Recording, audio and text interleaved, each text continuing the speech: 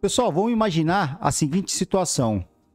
Você é casado ou casada e só o seu cônjuge assina o contrato de trabalho da sua empregada doméstica. Ela trabalhou aí uns 3, 4 anos, ela é dispensada, você paga parcialmente as verbas rescisórias, ela ingressa com uma reclamação trabalhista, acionando você que assinou o contrato de trabalho dela, e a ação é julgada procedente. Chega na fase de execução, o que acontece? Você não tem nada no seu nome. E aí, quem que vai pagar a dívida da empregada doméstica? O seu cônjuge, exatamente. E através da aposentadoria, se ela for aposentada. E eu tô comentando isso com vocês porque essa é uma decisão do TRT da nona região. Saiu recentemente, em que a família ela responde por dívida com aposentadoria para quitar crédito de empregada doméstica. É isso mesmo que vocês estão ouvindo. Eu vou explicar para vocês aqui como é que foi esse caso, para vocês entenderem. Olha só. Primeira coisa, quem que é o empregador doméstico? O conceito de empregador doméstico ele vem descrito no artigo 15 da Lei 8.212 de 91, salvo engano, que é a lei, isso aí, de 91, que é a lei que dispõe sobre a organização da Seguridade Social. E lá no artigo 15 tem a definição de empregador doméstico. E quem que é o empregador doméstico? Já vou ler para vocês. Considera-se empregador doméstico a pessoa ou a família que admite o seu serviço sem finalidade lucrativa de empregado doméstico. Então, o empregador doméstico pode ser a pessoa ou a família, perfeito? E neste caso aqui que eu mencionei para vocês, do TRT, o que aconteceu? A empregada doméstica ela foi demitida, não recebeu nada, ela ingressou com uma reclamação trabalhista, a reclamação trabalhista foi julgada procedente para pagar determinadas verbas, e deu início à fase de execução, e na primeira instância, a exequente, que era a reclamante, buscou bens da empregada doméstica, porque o contrato foi justamente da maneira que eu expliquei para vocês, foi assinado somente por um dos cônjuges, e esse cônjuge não tinha absolutamente nada no seu nome, não tinha bens, não tinha dinheiro em conta, não tinha ativos financeiros, não tinha absolutamente nada. E a reclamante fez o quê? Falou, então, vou voltar à execução, vou direcionar a execução para o cônjuge. E isso foi aceito. O que não foi aceito foi o seguinte, que ela pediu a penhora de proventos da aposentadoria do cônjuge. Só que o juiz, na primeira instância, ele indeferiu. Por quê? Porque considerou que os proventos de aposentadoria são o quê? Impenhoráveis. E isso vem descrito onde? Lá no artigo 833 do CPC. Vejam só, eu vou ler para vocês o que vem descrito no artigo 833. São impenhoráveis. Inciso 4.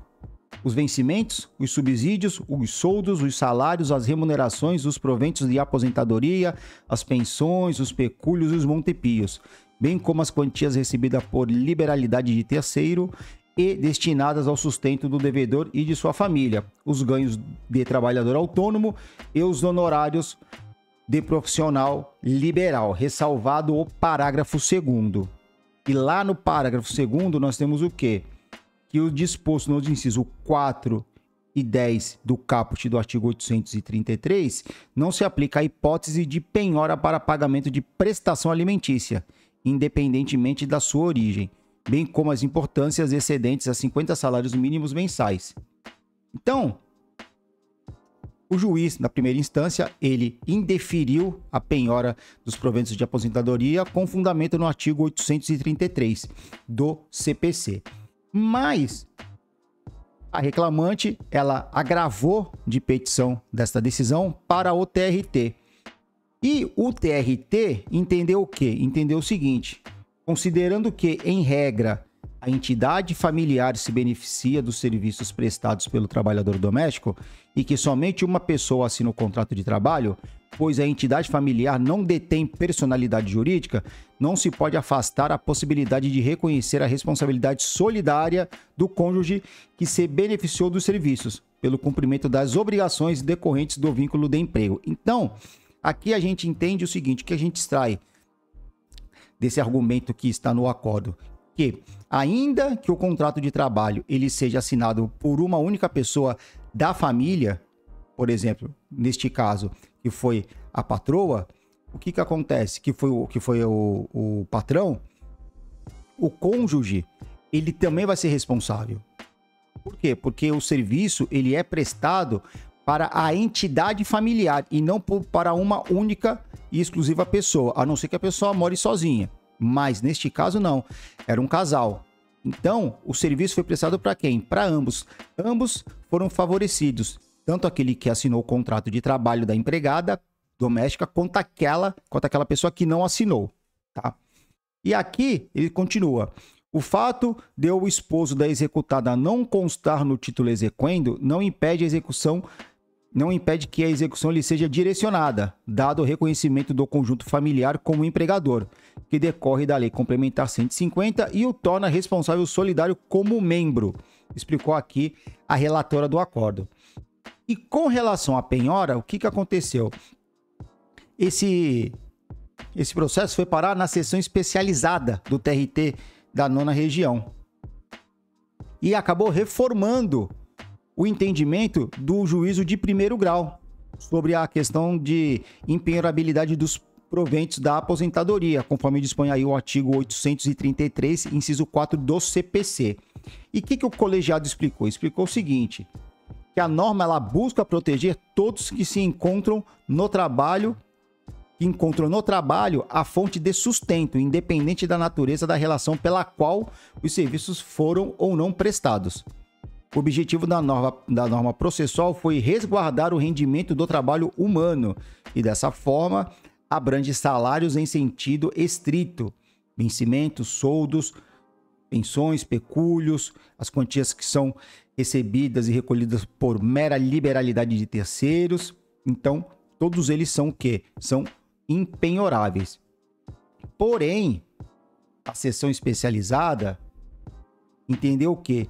Que a referência, quando se refere à prestação alimentícia, ela não abrangia todo o crédito trabalhista antigamente, mas apenas o que? Os decorrentes de acidente do trabalho ou doença ocupacional. Mas com um recente entendimento do seu próprio posicionamento, a seção especializada, o que ela tem considerado? Que o vetor da efetividade da prestação jurisdicional, bem como os princípios da razoabilidade e da proporcionalidade, passou a considerar possível a penhora de rendimentos de forma mais elastecida. Firmou-se o entendimento de que a expressão prestação alimentícia, consoante o parágrafo 2º do artigo 833 do CPC, abrange os créditos trabalhistas de qualquer natureza, por serem considerados verba alimentar, independentemente de sua origem. Então, eu fiz um vídeo aqui, eu vou deixar aqui no card para vocês, que fala que um advogado, ele teve a penhora dos honorários. Os honorários eles foram penhorados para pagar dívida trabalhista, tá bom? E qual que foi o entendimento? Foi esse mesmo entendimento que a seção especializada do TRT da 9ª Região colocou aqui na sua decisão. E ela, né, e aí o acordo ele finaliza falando o seguinte, ó: novos parâmetros foram definidos pela seção especializada para aferição da intangibilidade do devedor. Esse entendimento inclui o seguinte texto: para os créditos trabalhistas de natureza diversa, é impenhorável o montante equivalente ao teto dos benefícios do regime geral de previdência social, considerado pelo seu valor bruto, permitida a penhora de 30% do montante que ultrapassar este valor, abatida apenas as contribuições previdenciárias e o imposto de renda. Então, uma vez que os proventos do cônjuge ultrapassam o teto do benefício do regime geral de previdência social, que hoje o valor, eu estou gravando esse vídeo, é de R$ 7.786,02, a seção especializada determinou a inclusão do cônjuge da executada no polo passivo da execução e deferiu a penhora dos proventos de aposentadoria na proporção de 30% do valor que ultrapassar o teto dos benefícios do regime geral de previdência social. Então, aqui, o que aconteceu? Ultrapassou o teto, 30% vai ser penhorado. Então, o teto aqui, R$ 7.786,02.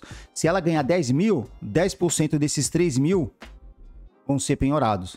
Tá, na verdade, não são 10 mil, é um pouquinho menos, né? 7.786 para 10 mil, deve dar uns 2 mil e pouco. Uns 2.300, 2.300. Então, essa diferença, 2.200 na verdade, essa diferença que ultrapassar, 30% pode ser penhorado. Então, no caso, seria penhorado o quê? R$600, R$700, tá bom? Então, isso aqui é importante, por quê? Porque já tem uma jurisprudência, que eu vou deixar no card, que nem eu falei para vocês, no advogado que teve a penhora. Existe essa diferença entre prestação alimentícia, tá bom? E pensão alimentícia. Então, para a Justiça do Trabalho, pode sim ser penhorado os proventos de aposentadoria, mas neste caso, desde que ultrapasse o valor. E aí, o limite são do quê? De 30% do valor que ultrapassar o teto do regime geral de previdência social. Perfeito? Então, gente, coloca aí nos comentários o que vocês acham dessa decisão, o que pode decorrer daqui para frente com relação a essa decisão do TRT da 9ª região. Se vocês tiverem aí reclamantes, reclamantes empregados domésticos, vocês podem tentar utilizar essa jurisprudência no processo de vocês, tá bom? A questão é a seguinte: cabe recurso para o TST, cabe recurso de revista. Entretanto, o recurso de revista na fase de execução, ele é extremamente restrito. Ele só cabe quando houver violação direta e literal da Constituição Federal. Então, aqui tem que fazer um estudo para poder verificar a viabilidade de se ingressar com o recurso de revista para o TST. Perfeito? Então, a notícia de hoje é essa. Eu vou ficando por aqui e aguarde que eu volto com mais notícias. Um abraço.